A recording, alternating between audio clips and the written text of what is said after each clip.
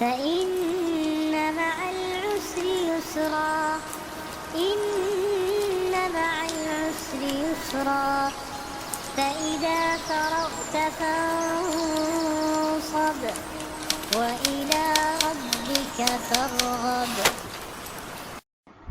رب اشرح لي صدري ويسر لي أمري واحلل عقدة من لساني يفقهوا قولي رب زدني علما اللهم آت نفسي تقواها وزكها أنت خير من زكاها أنت وليها ومولاها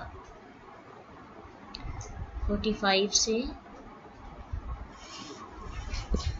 یا ایہا الذین اے لوگو جو آمنو ایمان لائے ہو اذا جب لقیتم مقابلہ ہو تمہارا فئتن کسی گروہ سے فاثبتو تو ثابت قدم رہو واذکرو اور یاد کرو اللہ اللہ کو کثیرن کثرت سے لعلکم تاکہ تم تفلحون تم فلاح پاؤ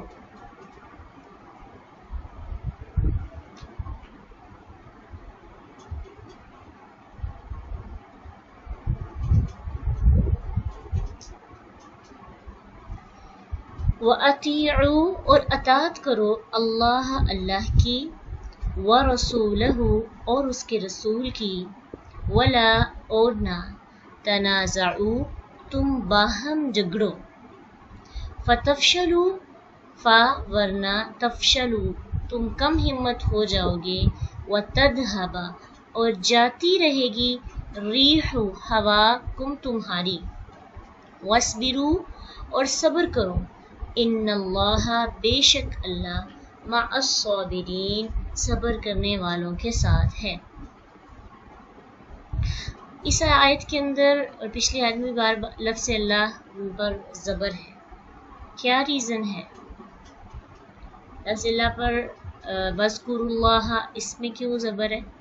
نسبی حالت ہے، تو اسے کیا پتہ چلتا ہے کہ نسبی حالت ہونے کی وجہ سے لفظ اللہ کیا اسے کیا ثابت ہو رہا ہے، اس کی نسبی حالت کیوں ہے؟ مفعول ہے، اور وَأَطِیعُوا اللہ میں بھی مفعول ہے۔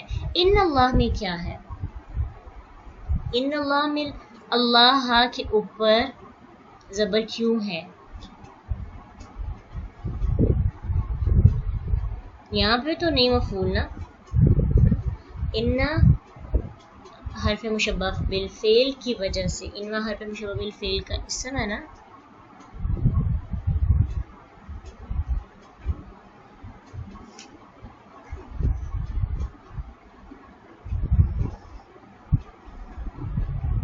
ولا اور نہ تکونو تم ہو جاؤ کالذین مانت کا مانت الذین ان کے جو خرجوا نکلے من دیارہم اپنے گھروں سے۔ دیار کا واحد کیا ہوگا؟ دیار جمع ہے، اس کا واحد آپ بتائیں۔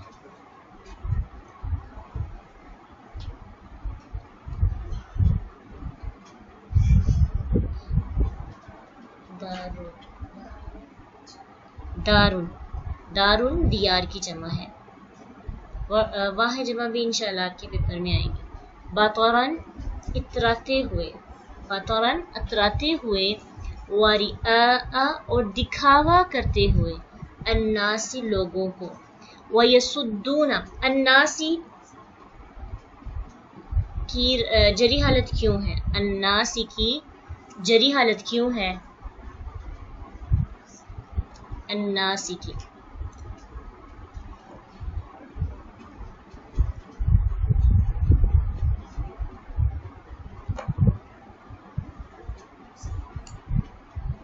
الناسی مفعول نہیں ہے، مفعول کی جڑی حالت نہیں ہوتی، مفعول کی نسبی حالت ہوتی ہے۔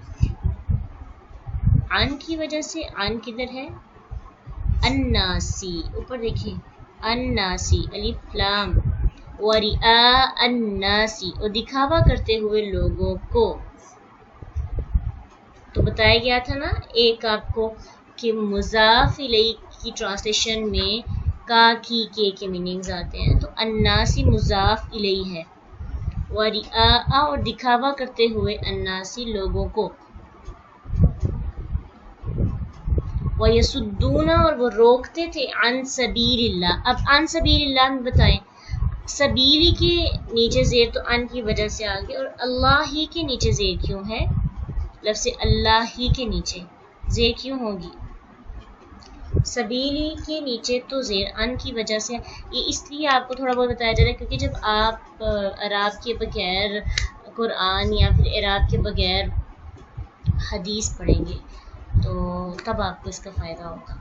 मुज़ाफ़ इलैह है सबील, अल्लाह के रास्ते से, वल्लाहु और अल्लाह बिमा उसको जो यामलूना वो अमल करते हैं,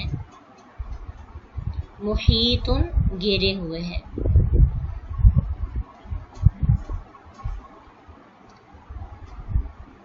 वइज़ और जब, ज़य्यना मुज़य्यन कर दिया, लहुम उनके लिए,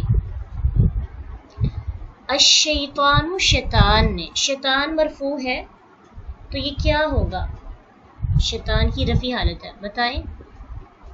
वइज़ और जब, ज़य्यना मुज़य्यन कर दिया, लहुम उनके लिए, अश्शैतानु शैतान ने। अगर होता अश्शैताना तो हम कहते जब मुज़य्यन कर दिया शैतान को, यानी मफ़ऊल की ट्रांसलेशन करते। अब इस शैतान काम करने वाला है, इसलिए शैतान ने मुज़य्यन कर दिया आमाला उनके आमाल, हम आमालहुम उनके आमाल को।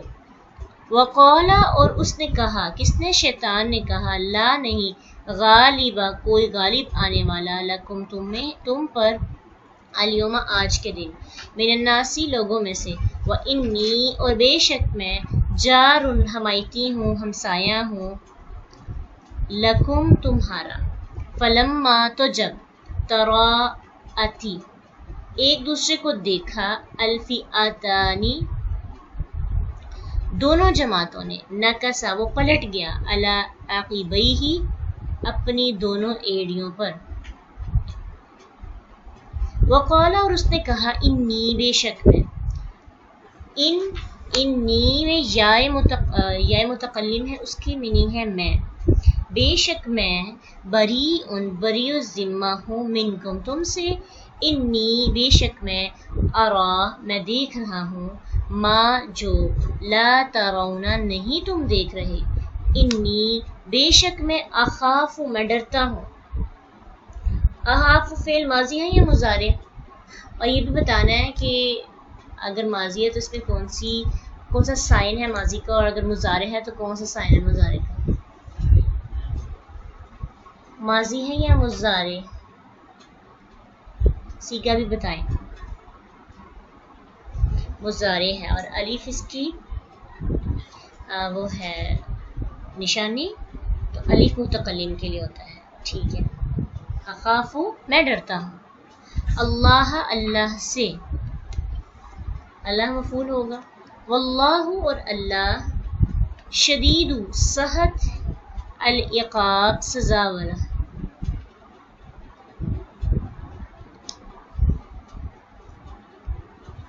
इस जब, यक़ूलु कह रहे थे, अल मुनाफिकून मुनाफिक, वल्लज़ीना और वो लोग, फी कुलूबिहिम जिनके दिलों में, मरज़ुन बीमारी थी, गर्रा धोखे में डाल दिया है, हाउलाई उन लोगों को, दीनुहुम उनके दीन में, वमन यतवक्कल और जो कि तवक्कल करेगा, अलल्लाहि अल्लाह पर, फ़इन्न तो बेशक अल्लाह अज़ीज़ुन बहुत ज़बरदस्त है, हकीमुन खूब हिकमत वाला है।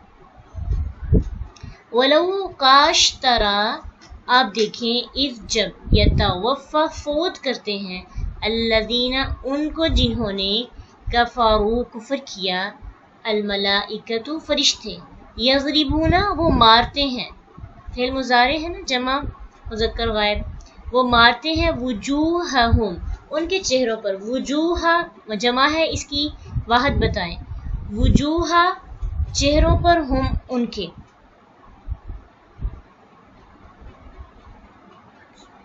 वजहुन وَأَدْبَارَهُمْ اور ان کی پیٹھوں پر. ادبار جمع ہے, اس کی واحد بتائیں کیا ہوگی. وَأَدْبَارَ اور پیٹھوں پر, ہم ان کی دبر ہے اس کی واحد. وَذُوقُوا اور چکھو عذاب الحریق عذاب آگ کا. ذالک یہ بما بوجہ اس کے جو قدمت آگے بھیجا ایدیکم ایدی جمع ہے قوم تمہارے, اس کی واحد کیا ہوگی. وَأَنَّ اور بے شک یدن بے شک اللہ لیسا نہیں ہے بظلام کوئی ظلم کرنے والا للعبید بندوں پر. ظلام جو ہے فعال کے وزن پر ہے, اور فعال مبالغہ کا صیغہ ہے, اور مبالغہ میں بڑھا چڑھا کے بیان کی جاتی ہے بات, یعنی ظلام بہت زیادہ ظلم کرنے والا. اب یہاں پہ تو اللہ تعالیٰ کی ظلم کی نفی کی جا رہی ہے. اب چونکہ جو مبالغہ کا صیغہ ہے وہ نفی کے ساتھ آیا ہے, تو ہم یہ نہیں کہیں گے نہیں ہے اللہ بڑا ظلم کرنے والا, پھر اس کا مطلب ہوگا اللہ تھوڑا ظلم کر دیتا ہے بڑا نہیں کرتا. تو یہاں پہ اس کا میننگ ہوگا کہ اللہ ذرہ برابر بھی ظلم کرنے والا نہیں ہے. نفی کے ساتھ آیا اس لیے اس کے کام کی نفی میں مبالغہ ہے کہ ذرہ برابر بھی اللہ ظلم کرنے والا نہیں ہے. العبید اپنے بندوں پر. عبید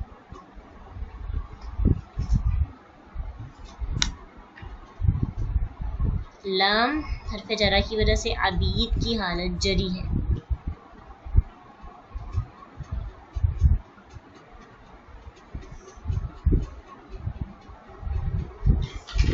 تفسیر دیکھتے ہیں.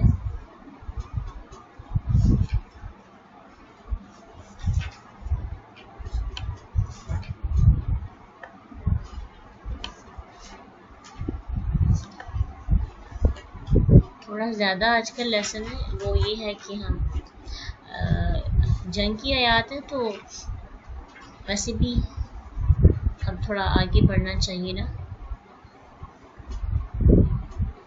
ہیرے جو رہا تھا اکٹھے کریں گے زیادہ سے زیادہ.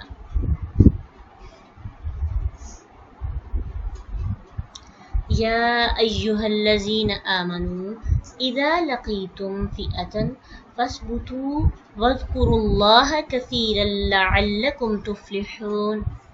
اے لوگو جو ایمان لائے ہو.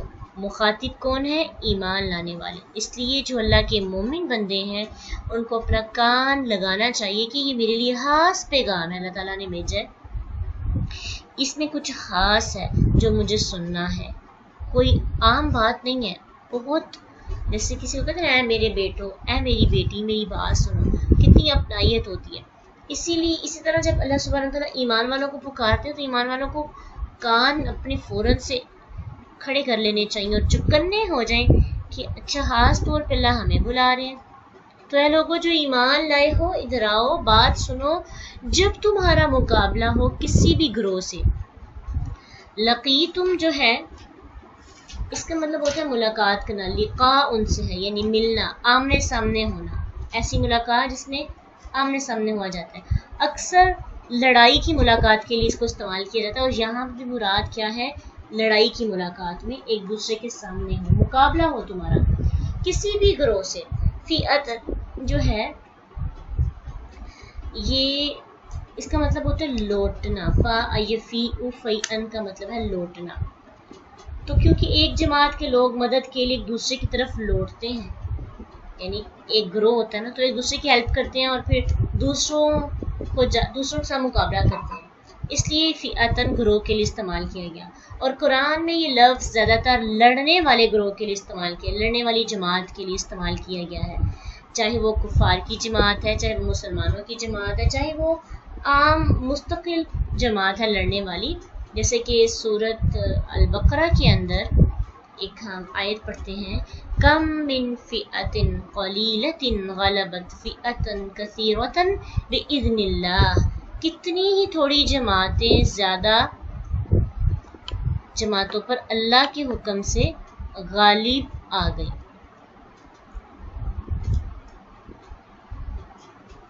اس سے کیا پتہ چلتا ہے کہ فئتن جو ہے یہ استعمال کیا جاتا ہے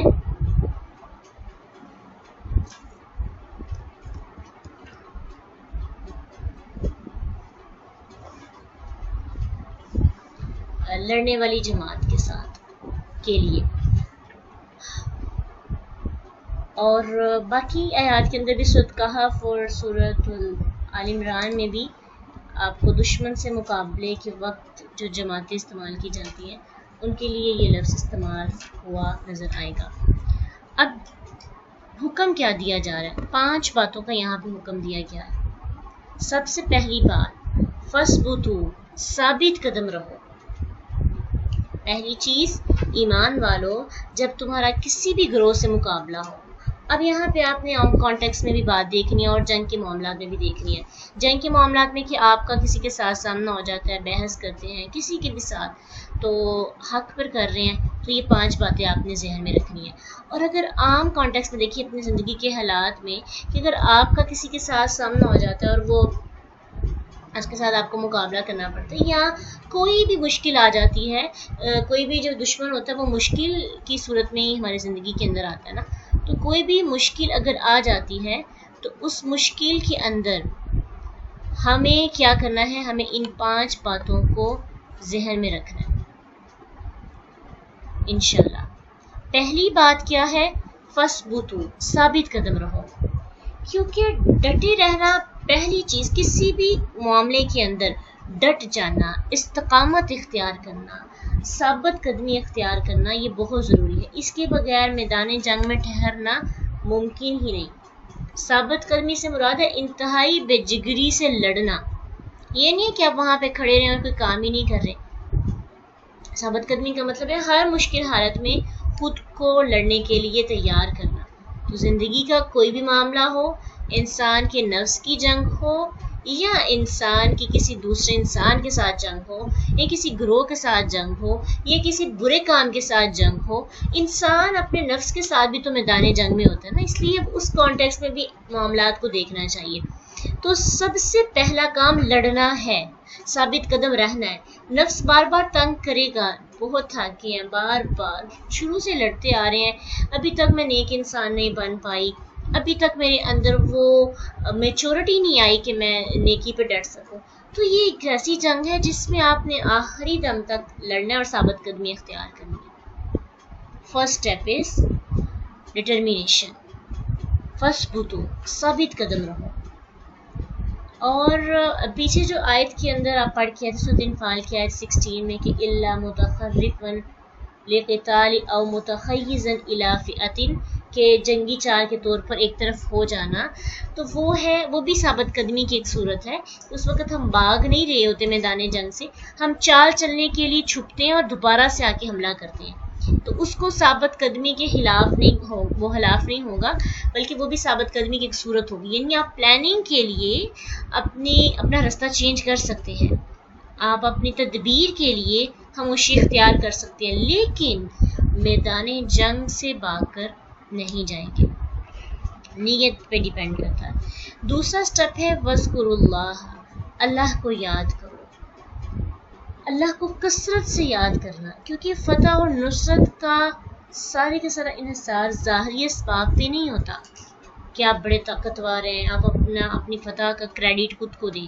بالکل بھی ایسی بات نہیں ہے، بلکہ ثابت قدمی کے لیے دل کی استقامت، اللہ کی یاد اور اس کا حکم ماننا یہ بڑا ضروری ہے. اگر انسان کے دل میں اللہ نہیں ہے تو انسان ڈٹ بھی نہیں سکتا.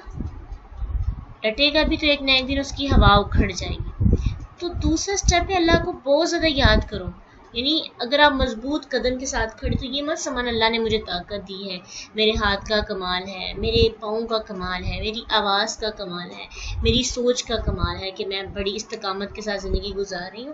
آپ کی کسی بھی چیز کا کمال نہیں ہے. وَاذْكُرُوا اللَّهَ، اللہ کو یاد کرو کہ اللہ کا کمالات ہے. اللہ نے مجھے یہ سب چیزیں عطا کی اور مزید استقامت بھی مجھے اللہ ہی دے گا، صبر مشکلات میں مجھے اللہ ہی دے گا. اسی لیے طالوت کے ساتھیوں نے جب دشمنوں کے ساتھ مقابلہ کیا تو اس وقت یہ دعا کی تھی ربنا افرغ علینا صبرا وثبت اقدامنا وانصرنا علی القوم الکافرین، کہ اے ہمارے رب ہم پر صبر انڈیل دے، اے ہمارے رب ہم پر صبر انڈیل دے اور ہمیں ثابت قدم رکھ، اور کافر لوگوں کے خلاف ہماری مدد فرما. ٹھیک ہے، تو اس لیے کریڈٹ خود کو دینے کی بجائے اللہ تعالیٰ سے مدد طلب کرنی چاہیے. کس چیز پر؟ صبر پر اور استقامت پر. اسی کو کہتے ہیں وَاذْكُرُوا اللَّهَ، کہ اللہ کو یاد کرو. کیسے یاد کرو؟ اس سے مدد مانگو، اس سے دعائیں کرو کہ اللہ ہم اس قابل نہیں ہیں کہ ہم یہ گناہ چھوڑ سکیں، ہم اس قابل نہیں ہیں کہ ہم جنگ لڑ سکیں، لیکن تیری رحمتوں کی وسعت تو بہت زیادہ ہے، اتنی وسیع ہے، ہمیں ان تمام کاموں کو کر گزرنے کی توفیق عطا کر. بڑی خوبصورت دعا ہے، اس کو اپنی زندگی کے ہر معاملے میں جہاں پہ صبر کی ضرورت ہوتی ہے، استقامت کی، تو پڑھتے رہنا چاہیے.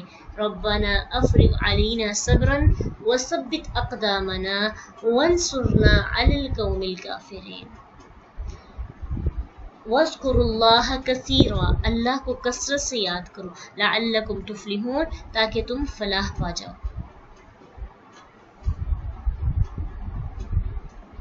اللہ کو کثرت سے یاد کرنے کی وجہ سے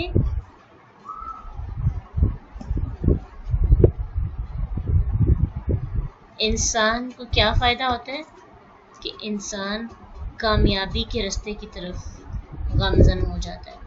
ثابت قدمی اور استقامت دو ایسی چیزیں ہیں کہ ان کا انعام اللہ نے ساتھ ہی بتا دیا. کیا بتا دیا؟ تفلحون، فلاح پاؤ گے، کامیاب ہو جاؤ گے. آگے سٹیپس بھی آتے ہیں. ابھی دو چیزوں پر عمل کرنے کی وجہ سے ہی انعام کا پتہ چل گیا. تیسری چیز وَأَطِيعُوا اللَّهَ، اور اطاعت کرو اللہ کی اور اس کے رسول کی. تھرڈ سٹیپ کیا ہے؟ اللہ اور اس کے رسول کی اطاعت کرنی ہے، اللہ کے نبی اور اللہ تعالیٰ کی فرما برداری کرنی ہے. اگر ہم ان کی فرما برداری نہیں کریں گے، خاص طور پہ میدان جنگ میں اللہ اور اس کے رسول کی فرما برداری بہت ضروری ہے کہ چھوٹی سی غلطی کی وجہ سے بہت بڑا نقصان ہو جاتا ہے. جیسے جنگ احد میں ہوا تھا کہ چھوٹی سی نافرمانی تھی، تھوڑی سی نافرمانی تھی تو ناقابل تلافی نقصانات کا سامنا کرنا پڑا. اس میں امیر کی اطاعت بھی شامل ہے کہ اپنے جو لیڈر ہے اس کی بات ماننی چاہیے، اور اگر وہ اللہ اور اس کے رسول کے حکم کے مطابق ہو. تو سیکنڈ سٹیپ پہ تھا کہ اللہ سے مدد مانگنی ہے، عجز و انکساری کے ساتھ، عاجزی کے ساتھ. مسلمان تھوڑے ہوں تو بھی اللہ کی طلب حاصل کرنی ہے، مسلمان اپنی طاقت اور کثرت سے زیادہ بھی ہوں تب بھی اللہ پہ بھروسہ رکھنا ہے اور اس کی یاد سے غافل نہیں رہنا، خود کو کریڈٹ نہیں دینا. اور پھر اللہ اور اس کے رسول کی اطاعت کرنی ہے، ان کا حکم ماننا ہے. اور پھر ولا تنازعوا. فورتھ سٹیپ کیا ہے؟ چوتھی چیز کیا ہے جو کہ ایمان والوں کو کہا جا رہا ہے کہ جب دشمن سے مقابلہ کرو، میدان جنگ میں ہو، جو تمہیں کرنا ہے، اور نہ تم باہم جھگڑو، آپس میں لڑائی نہ کرو. آپس میں یعنی گروہ بنے نا، تو ایک گروہ کے لوگ آپس میں لڑے جھگڑے نہیں. اس سے کیا ہوگا؟ فتفشلوا وتذهب ريحكم، اس سے تمہاری ہمت کم ہو جائے گی. دشمنوں کو موقع ملے گا کہ وہ تمہارا مقابلہ کرنے کی بجائے، تم سے روب اور دبدبے میں رہنے کی بجائے تم پہ چڑھائی کریں گے، اور تمہاری شکست ان کو نظر آنے لگے گی، جس سے تمہارے دلوں میں بزدلی پیدا ہو جائے گی، تم ہمت ہار جاؤ گے اور تمہاری ہوا جاتی رہے گی، اور تمہارے درمیان پھوٹ دیکھ کر دشمن خوش ہوں گے، ان پر تمہارا روب ختم ہو جائے گا اور تم پر غلبہ پانے کے لیے اپنے اندر جرأت محسوس کریں گے، اپنے اندر پاور فیل کریں گے کہ ہمارے پاس بڑی طاقت ہے، یہ تو آپس میں لڑتے جھگڑ رہے ہیں. تو اسی آج بھی حال مسلمانوں کا یہی ہوا ہے کہ مسلمانوں کی طاقت کیوں کمزور ہو گئی ہے، کیوں کم ہو گئی ہے؟ کیونکہ مسلمان آپس میں ہی لڑتے جا رہے ہیں، دین کی اصلیت اور جو اصل بات ہے اس کو سامنے ہی نہیں لایا جا رہا. آپس میں لڑ کے ہم زندگی گزار رہے ہیں. اصل اسلام کیا ہے؟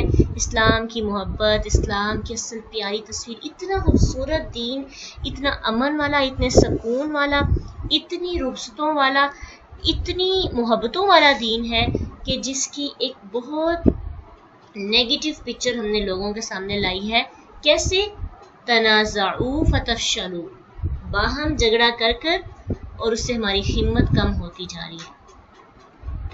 ہم سب اللہ تعالیٰ سے یہ دعا کرتے ہیں کہ ہم نے آپس میں جو کہ فرقہ واریت کی اور تعصب کی جنگ ہے اس کو انشاءاللہ ختم کریں گے، اور بغیر تعصب کے ہم اسلام کو مانیں گے. قرآن حدیث کی بات ہے تو یہ بس ہمارے لیے حرف آخر ہے. اور پھر دوسروں کے ساتھ بھی ہم محبت کے ساتھ پیش آئیں گے. کسی کے عمل کی وجہ سے اس کو برا نہیں جانیں گے، آپس میں لڑیں گے نہیں، تاکہ ہم لوگوں کی محبت، ہم چند لوگوں کو محبت دے سکیں گے، آپس میں اتحاد کے ساتھ رہیں گے.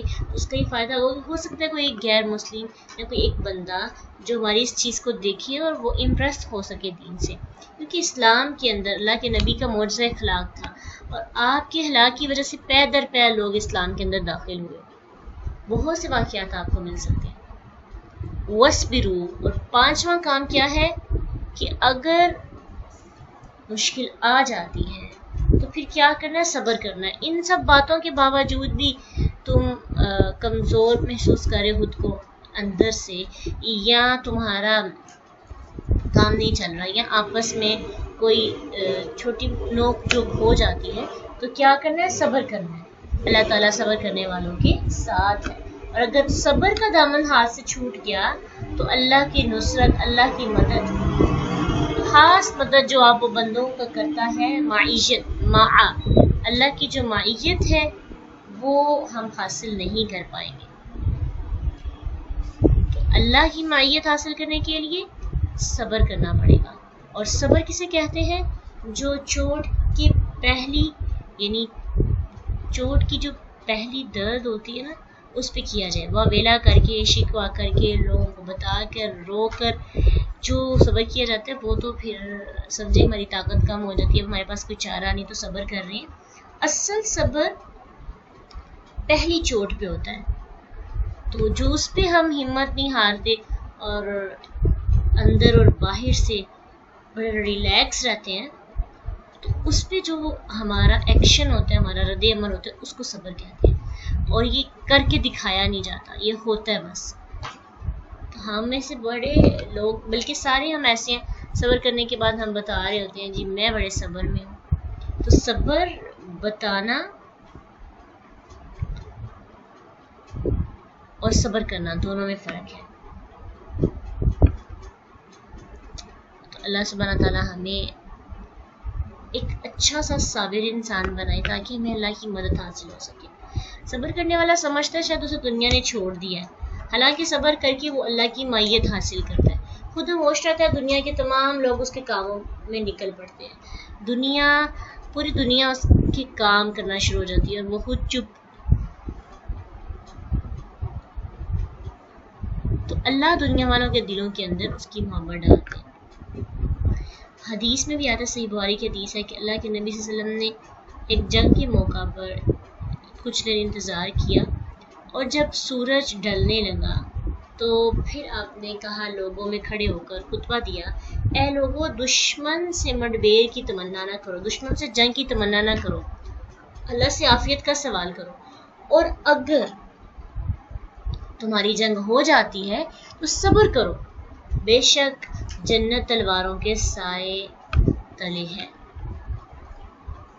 پہلے تو یہ ہے کہ جنگ کے لیے تمنا نہیں کرنی چاہیے. لڑائی کرنے سے کیا پتہ چلتا ہے کہ کچھ لوگوں کو لڑائی کرنے کا بڑا شوق ہوتا ہے، یہ بحث کرنا اور مقابلے کرنا، پھر لوگوں کو مقابلہ کرنے کے بعد جنگ کا میدان ہر وقت لگائے رکھنا، فیصلے کرواتے رہنا. تو یہ اس سے بچتے رہنا چاہیے، معاف کر دیں اپنی طرف سے. اور اگر کبھی ہو جائے تو اس وقت پھر صبر کریں، شکوہ شکایت کر کے، دوسروں کو لان تان کر کے، طنز و تنقید سے اپنے ایمان کو خراب نہیں کریں، بلکہ صبر سے کام لیں اور ہر مشکل کو اچھے طریقے کے ساتھ برداشت کریں.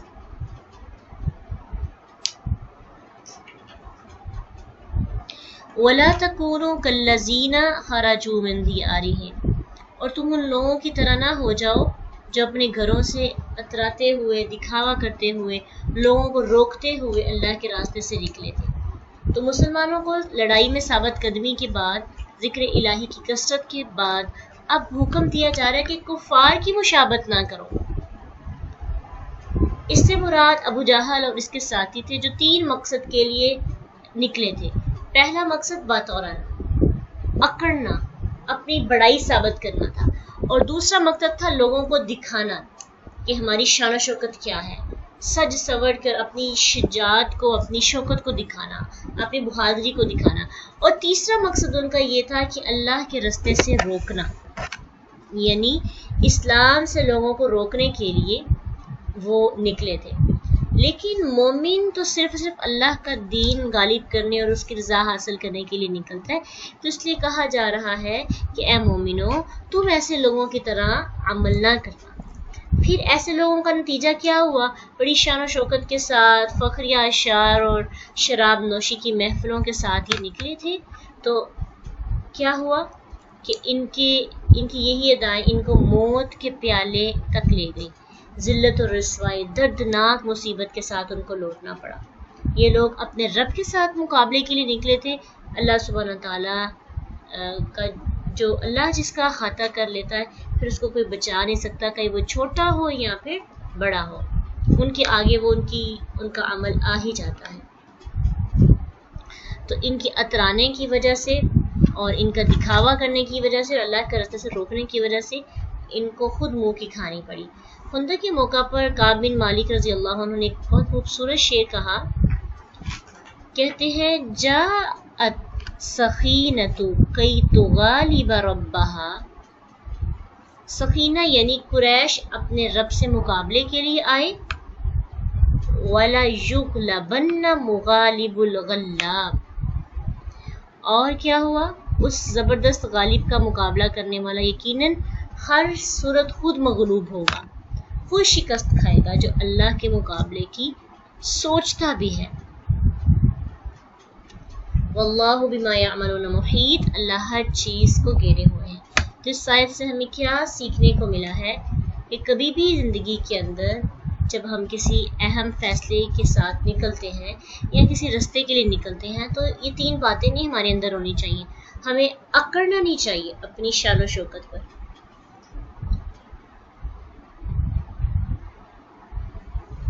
لوگوں کو دکھانے کے لیے نہیں بہادری کا مظاہرہ کرنا چاہیے، اور تیسری چیز، کوئی ایسا کام نہ ہو جس سے دین میں رکاوٹ آئے۔ ہماری زندگی کا کوئی بھی ایسا کام جس سے دین میں رکاوٹ آ جاتی ہے، اس سے بھی پرہیز کرتے رہنا چاہیے۔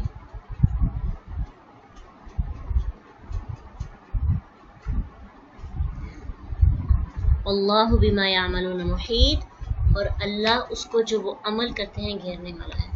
اچھا، پچھلی صبر کی بات پہ آپ نے جو یہ بڑی خوبصورت بات کہی ہے کہ ہمیں تھوڑا سا مسئلہ ہوتا ہے تو ہم فوراً سے سیڈ سٹیٹس لگانا شروع کر دیتے ہیں، بے صبرا پن اس کو بھی کہتے ہیں، کہ ہمارے اندر کنٹرول ہی نہیں، ہمارا دل ہوتا ہے سب کو بتائیں ہم صبر کر رہے ہیں، ہم کتنے دکھ کے اندر ہیں۔ تو وہ سٹیٹس پھر کتنے لوگ دیکھتے ہیں، اور جو آپ کے ساتھ جڑے ہوتے ہیں لوگ، پھر ان کو پریشانی ہوتی ہے کہ بندی پتہ نہیں کیوں پریشان ہے۔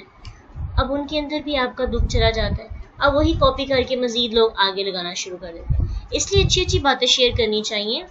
ویسے ہی کچھ دکھ کا معاملہ ہو نا، دکھی باتیں دیکھ کے ہمیں لگتا ہے کہ یہ بات ہمارے لیے لکھی گئی ہے، اور یہ پھر ہم دکھ کے فیز میں چلے جاتے ہیں۔ اس لیے دنیا میں خوشیاں پھیلائیں، خوشیاں پھیلانے کی وجہ بننی چاہیے، اپنی خوشیوں کو شیئر کیا کریں، اپنی اچھی ایکٹیویٹیز کو شیئر کیا کریں، مسکرانے کی وجہ بنیں، دوسروں کی زندگی میں مسکراہٹ لائیں۔ واقعی یہ بڑے پوائنٹ کی بات ہے، یہ جو ہم دکھی لگا دیتے ہیں نا، اس سے بڑے لوگ دکھی ہو جاتے ہیں۔ وہ جو دکھی نہیں بھی ہوتا، اس کو بھی اپنے دکھ یاد آنا شروع ہو جاتے ہیں، ماضی والے حال میں، چاہے وہ بڑا خوش ہو، اس کو کہتا اچھا ماضی میں میرے ساتھ ایسا ہوتا، چلو میں بھی لگاتا ہوں، اپنے ماضی کو شو کر دیتا ہوں۔ تو اس سے واقعی ماحول جو ہے نا بڑا خراب ہوتا ہے۔ ان چھوٹی چھوٹی چیزوں کو ہمیں آبزرو کرنا چاہیے۔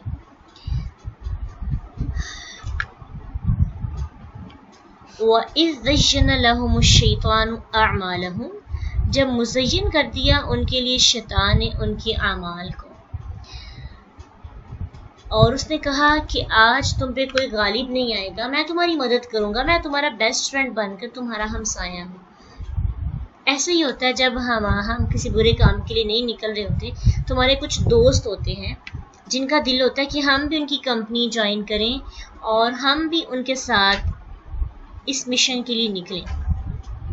لیکن ہوتا کیا ہے کہ ہم جو ہے نہیں نکل پا رہے ہوتے، تو پھر وہ ہمیں تسلی دیتا ہے، پریشان نہیں ہونا، تمہارا جیسے لڑکے کہتے ہیں تمہارا بھائی تمہارے ساتھ ہے، تمہاری اس برے کام کے اندر، یہ برا تو نہیں سمجھ ہوتے، تمہارے اس مشن میں، تمہارے اس کام کے اندر میں تمہارا پورا ساتھ دوں گا، حمایتی ہوں، ہمسائے کی طرح تمہیں آخر تک پہنچا کے آؤں گا جہنم تک۔ اس طرح سے شیطان جو ہے اور شیطانی جو دوست ہوتے ہیں وہ اس طرح سے موٹیویٹ کرتے ہیں، انکریج کرتے ہیں برے کاموں کی طرف کے لیے۔ تو شیطان نے بھی ایسا کیا تھا۔ کچھ لوگ کہتے ہیں کہ شیطان انسانی شکل میں آیا تھا اس وقت، اور اس نے کیا کیا کہ کچھ دو روایات ہیں اس میں، دونوں ہم دیکھیں گے کہ ابن عباس سے ایک روایت نقل کی گئی ہے کہ قریش اور بنو کنانہ کے آپس میں بڑی دشمنی تھی، تو قریش کو یہ لگتا تھا کہ اگر ہم جنگ کے لیے نکلے تو پیچھے سے یہ والا جو قبیلہ ہے ہم پہ آ کے مقابلہ کرے گا، تو ہم نہ آگے کے رہیں گے نہ پیچھے کے رہیں گے۔ تو شیطان نے کیا کیا، انسانی شکل سراقہ بن مالک بن جاشم کی شکل اختیار کی اور آ کر قریش کو بے فکر کر دیا کہ تم پریشان نہ ہو، میں اپنی حمایت کا تمہیں یقین دلاتا ہوں۔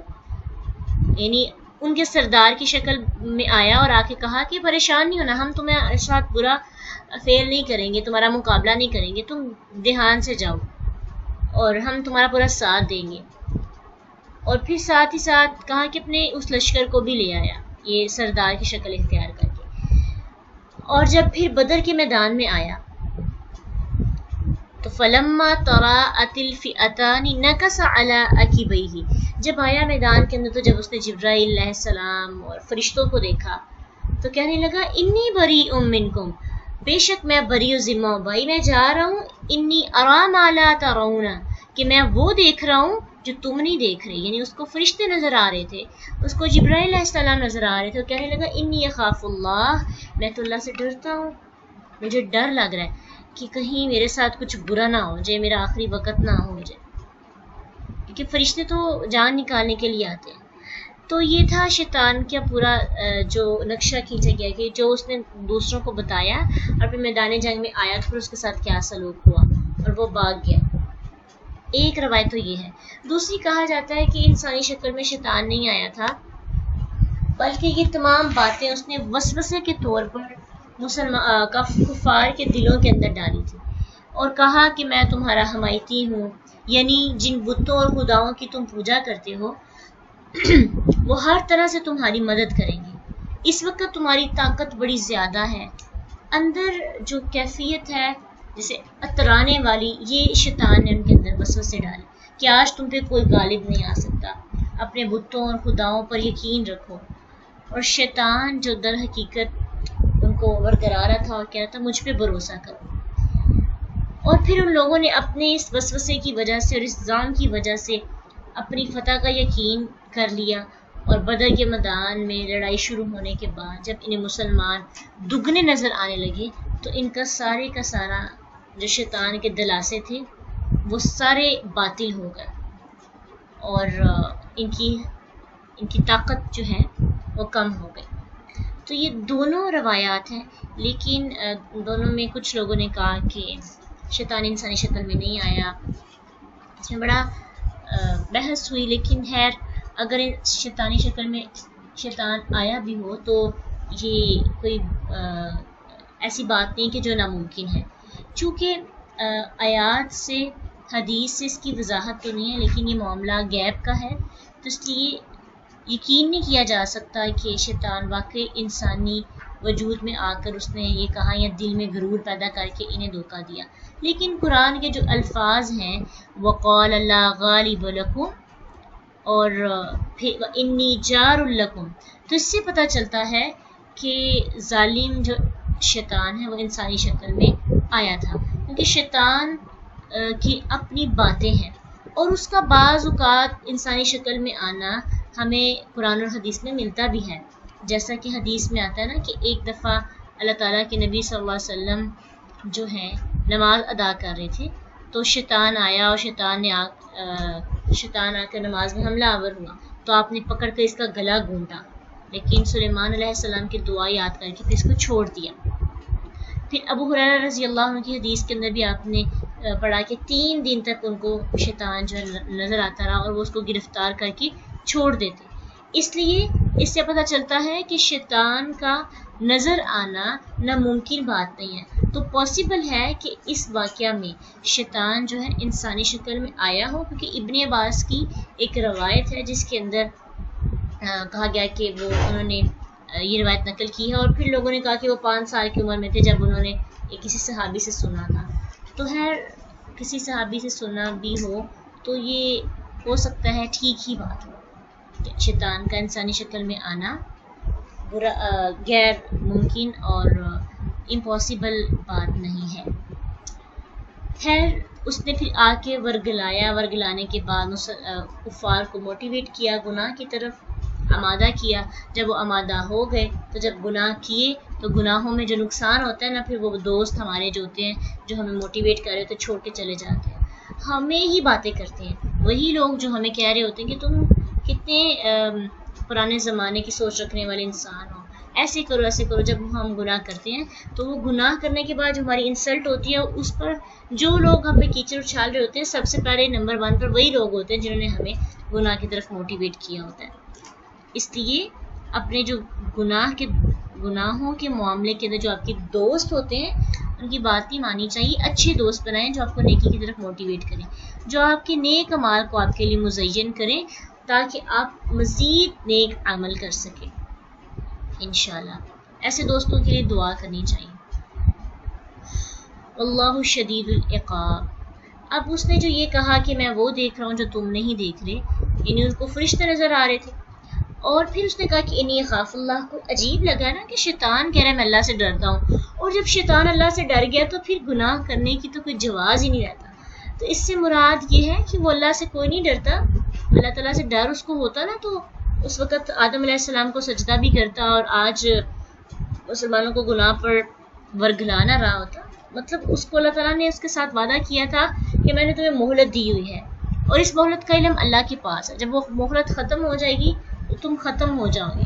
تو شیطان کو یہ لگا، ابلیس کو یہ لگا کہ فرشتے آ گئے ہیں تو شاید میری مہلت ختم ہو گئی ہے، میری مدت ختم ہو گئی ہے. تو اس لیے اس نے اپنے ڈرنے کا ذکر کیا، انی اخاف اللہ، کہ میں ڈرتا ہوں اللہ سے. اللہ شدید العقاب، بے شک وہ سخت سزا دینے والا ہے. اس سے کیا پتہ چلتا ہے کہ شیطان کو بھی اللہ کے سزا دینے کا علم ہے، لیکن پھر بھی وہ اپنی بات پر پھٹکار پڑی ہے نا، اس پر مایوس ہے اور دوسروں کو بھی اور خود بھی گناہ کرتا جا رہا ہے. بعض اوقات ایسا ہوتا ہے، سائنس میں یہ بھی پتہ چلتا ہے، بعض اوقات ہمیں سب کچھ پتہ ہونے کے باوجود بھی ہم برے کاموں کو نہیں چھوڑتے. تو اس وقت ہمارا رویہ کس کی طرح کا ہوتا ہے؟ شیطان کی طرح کا، کہ جب ہمیں پتہ ہے اللہ کا اس کام کے بارے میں سزا ہے اور یہ کام اچھا نہیں ہے، پھر بھی ہم کرتے جا رہے ہوتے ہیں، تو گویا کہ ہم شیطان کی صحبت میں ہیں. اذ یقول المنافقون والذین فی قلوبہم، جب کہہ رہے تھے وہ لوگ جو منافق تھے جن کے دلوں میں بیماری تھی. اب اس سے مراد تو منافق ہے، اور بیماری یعنی جو نئے مسلمان ہوئے تھے اور جن کے دلوں میں ابھی شک ختم ہو کر ایمان یقین کی پوری کیفیت پیدا نہیں ہوئی تھی، یہ وہ لوگ مراد ہیں. یا پھر اس سے مراد مشرکین جو مقابل میں کھڑے تھے وہ، اور یہودی بھی ہو سکتے ہیں. اذ یقول المنافقون والذین فی قلوبہم مرض، وہ لوگ جو منافق تھے اور جن کے دلوں میں بیماری تھی، کہنے لگے کہ یہ مسلمان تو پاگل ہیں، ان کو تو ان کے دین نے دھوکے میں ڈال دیا. یعنی دیکھو ان کے پاس تو کوئی اسلحہ نہیں، کوئی سامان نہیں، کوئی سواری نہیں، ایک سواری ان کے پاس ہے تو کیسے دیکھو اتنے بڑے مجمع کے ساتھ جنگ کے لیے نکلے ہوئے ہیں، عظیم الشان لشکر کا مقابلہ کرنے جا رہے ہیں. یہ تو پاگل ہیں جو اپنی موت کو خود دعوت دے رہے ہیں. تو اللہ کے رسولوں اور اللہ کے ساتھیوں کو ہمیشہ دیوانہ اور پاگل کہا گیا ہے. پہلے رسولوں سے لے کر آخری رسول تک. تو کفار کی بات یہ سمجھ میں ہی نہ آئی کہ جن کے دل میں ایمان ہوتا ہے ان کی طاقت بڑھ جاتی ہے. جو ایمان ہے نا، شاہ عبد القادر رحمۃ اللہ علیہ اس کے بارے میں لکھتے ہیں کہ انسان کا جو ایمان ہوتا ہے، مسلمانوں کی دلیری دیکھ کر منافق تان کرنے لگے. اللہ نے فرمایا کہ یہ غرور نہیں ہے، توکل ہے. ٹھیک ہے، یہ جو دھوکہ وہ سمجھ رہے تھے کہ مسلمان دھوکے میں پڑ رہے ہیں، تو یہ ان کا دھوکہ نہیں تھا. وَمَن يَتَوَکَّلْ عَلَى اللَّهِ، یہ اللہ پہ توکل تھا. تو انسان کا ایمان انسان کو یہ ہمت دیتا ہے یہ سب کرنے کی، کہ انسان چونٹی ہو کر شیر سے مقابلہ کرتا ہے. چونٹی کا شیر سے مقابلہ ہوتا ہے؟ نہیں ہوتا نا. تو یہ کب ہوتا ہے؟ جب انسان کا توکل اللہ پہ ہوتا ہے. انسان اسلحہ تھوڑا ہونے کے باوجود بھی، بے سر و سامان کے باوجود بھی اللہ کی رضا کے لیے وہ جنگ میں نکل رہے ہیں. تو واقعی ہم بھی ہوتے ہیں اس دور کے اندر، تو ہم نے بھی ان کو بیوقوف کہنا تھا، ہمارا ایمان بھی اتنا کام ہے اور ہم نے خود بھی نہیں نکلنا تھا. لیکن جو بندہ اللہ پہ توکل کرتا ہے فَإِنَّ اللَّهَ عَزِيزٌ حَكِيمٌ، اللہ بہت زبردست اور غالب حکمت والا ہے، خوب حکمت والا ہے. اس کی پلاننگز کیا ہیں، اس کی طاقت کا پتہ تو اس کو ہی ہے. وَلَوْ تَرَى إِذْ يَتَوَفَّى الَّذِينَ كَفَرُوا، اور جب آپ دیکھیں گے کہ فوت کرتے ہیں ان کو جنہوں نے کفر کیا فرشتے. جب فرشتے ان کو فوت کرتے ہیں تو وہ ان کو مارتے ہیں ان کے چہروں پر، ان کی پیٹھوں پر. خاص کانٹیکس میں بات تو بدر کی جا رہی ہے، جنگ بدر کی. لیکن عام کانٹیکس میں جب بھی کافروں کو فرشتے ان کی جان نکالتے ہیں تو جان نکالتے وقت ان کی روح کو قبض کرنے کے وقت ان کے منہوں پر اور ان کے دبر پر ان کو مارتے ہیں، جیسے جھڑکنا اور سختی کرنا. تو اس طرح تو اللہ کے رسول کو کہا جا رہا ہے کاش کہ آپ دیکھ لیں، کیونکہ سننے میں وہ بات نہیں آتی جو دیکھنے میں آتی. کہ اگر آپ دیکھ لیں تو آپ کو اندازہ ہو کہ ان کا انجام کیا ہے. اس لیے ان کی کمپنی، ان کی صحبت، ان کی مشابہت اختیار نہ کرو. وَذُوقُوا عَذَابَ الْحَرِيقِ، اور ان کو کہا جائے گا چکھو عذاب آگ کا جو جلا کر رکھ دینے والا ہے. تو آیت سے ہمیں کیا مطلب سامنے واضح ہو رہا ہے کہ پیچھے بات کی گئی ہے کہ کفار کی مشابہت نہیں کرنی، اور آگے بتایا ان کا انجام. اگر کرو گے تو پھر دیکھ لو یہ انجام ہوتا ہے ان کا. اگر یہ انجام حاصل کرنا چاہتے تو شوق سے کرو. ذَلِكَ بِمَا قَدَّمَتْ أَيْدِيكُمْ، اور یہ نہ سمجھنا کہ اللہ تعالیٰ ان پہ ظلم کر رہے ہیں اور ان کو مار رہے ہیں اور ان کو عذاب دے رہے ہیں. یہ اس وجہ سے ہے جو انہوں نے آگے بھیجا ہے، جو انہوں نے کمائی کی ہے. اللہ تو اپنے بندوں پر ذرہ برابر بھی ظلم نہیں کرتا. وَأَنَّ اللَّهَ لَيْسَ بِظَلَّامٍ لِلْعَبِيدِ، اللہ اپنے بندوں پر ذرہ بھی ظلم نہیں کرتا. تو یعنی یہ عذاب جو ہے یہ عدل ہے، عدل کی نشانی ہے. کیونکہ دنیا کے اندر پیغمبر آئے، انبیاء آئے، کتابیں آئیں، نازل کی گئیں، لیکن ان لوگوں نے ایک بھی نہ مانی. تو جب ایک بھی نہ مانی تو پھر اس کا انجام کیا ہوا کہ ان کو اور برائی میں مبتلا کر دیا گیا اور پھر وہ آگ کا ایندھن بن گئے. تو یہ اللہ کا سزا دینا یہ ظلم نہیں ہے. ایک بڑی لمبی حدیث ہے، پھر اس میں یہ آتا ہے کہ میرے بندوں میں نے ظلم اپنے اوپر حرام قرار دے رکھا ہے اور اسے تمہارے درمیان بھی میں نے حرام کر دیا ہے. اگر تم ایک دوسرے پہ ظلم نہ کرو تو میرے بندوں یہ تمہارے اپنے ہی اعمال ہیں جن کو میں محفوظ رکھتا ہوں، پھر تمہیں ان کا پورا بدلہ دوں گا. پھر جو خیر پائے گا وہ اللہ کا شکر ادا کرے گا، اور جو اس کے سوا پائے گا وہ اپنے آپ کو ملامت ہی کرے گا. یعنی جس کو اللہ کی طرف سے اچھی چیزیں ملیں گی، اس کی بلائیاں ملیں گی، تو وہ اس کی اپنی وجہ سے ہے کہ وہ دوسروں پہ ظلم نہیں کرے گا. تو جو بندہ دوسروں پہ ظلم کرتا ہے اس سے پتہ چلتا ہے کہ وہ ساری عمر خود ہی خود کو ملامت کرتا رہتا ہے. تو اس کو فوراً جب احساس ہو جائے کہ میں نے کسی کے ساتھ زیادتی کی ہے تو فوراً ایکسکیوز کر لینا چاہیے، فوراً معافی مانگ لینی چاہیے. میرے خیال سے. اس سے کیا ہوتا ہے کہ انسان خود کو ملامت کرنے سے بچ جاتا ہے اور انسان کے اندر خیر کا مادہ پیدا ہوتا ہے. انسان شکر کے لیول تک پہنچ جاتا ہے.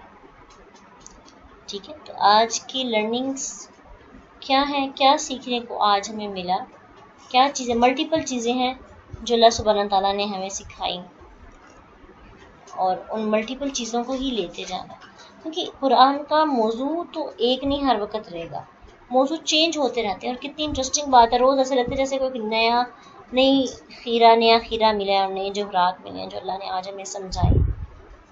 تو آج کے ٹاپک کے اندر تو بہت سی ایسی باتیں ہیں جو ہماری زندگی میں کام آ سکتی ہیں. مثلا اگر ہم نے کوئی ایک خاص مشن پہ نکلنا ہے تو ہمیں 5 چیزوں کی ضرورت ہے. پھر 5 چیزوں کے ساتھ ساتھ ہمیں دشمنوں کی ریس نہیں کرنی. یہ جو ریس اور مشابہت والا کام ہے نا, یہ بھی انسان کو بدنام کرتا ہے. پھر اسی طرح اللہ سبحانہ تعالیٰ نے ہمیں یہ بھی بات سکھائی کہ اللہ جو ہے وہ کسی بندے پہ ظلم نہیں کرتا, انسان خود اپنے آپ پہ ظلم کرتا ہے. آخر دعوانا ان الحمدللہ رب العالمین. سبحانک اللہم و بحمدک, نشہد ان لا الہ الا انت, نستغفرک و نتوب الیک. السلام علیکم ورحمۃ اللہ وبرکاتہ.